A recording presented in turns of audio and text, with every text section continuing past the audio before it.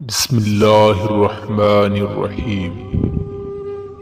حضرت علی سے کسی شخص نے پوچھا، میں بہت کوشش کرتا ہوں کہ صبح نماز پڑھوں مگر اٹھا نہیں جاتا۔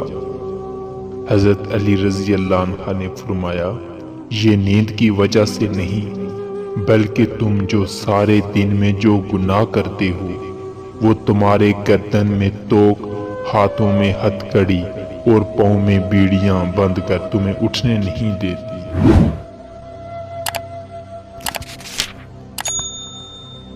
جس انسان کو غصہ زیادہ آتا ہے وہ انسان پیار بھی اتنا زیادہ کرتا ہے، اتنا ہی صاف دل رکھتا ہے۔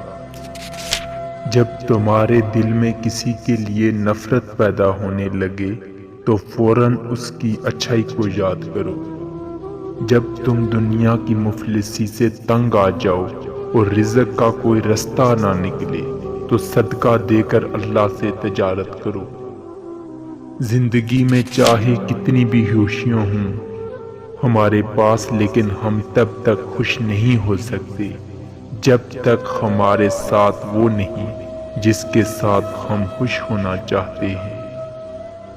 معافی مانگنا یہ ظاہر نہیں کرتا کہ آپ غلط اور دوسرا صحیح ہے، بلکہ یہ ظاہر کرتا ہے کہ آپ کے رشتے کی اہمیت آپ کی انا سے بڑھ کر ہے۔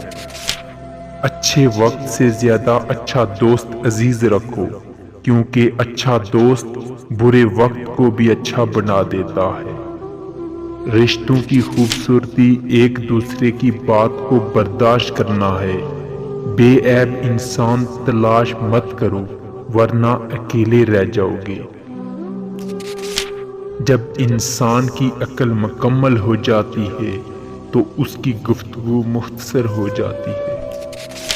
ایمان اور حیا دو ایسے پرندے ہیں کہ اگر ان میں سے ایک اڑ جائے تو دوسرا خود ہی اڑ جاتا ہے۔ حضرت علی رضی اللہ عنہ نے فرمایا، اس شخص کی دوستی پر اعتبار مت کرو جو اپنے اقرار کو پورا نہ کرتا ہو۔ یہ دنیا ایک مقررہ وقت تک رہے گی اور آخرت ہمیشہ تک۔ معاف کرنا سب سے زیادہ اسے زیب دیتا ہے جو سزا دینے پر قادر ہو۔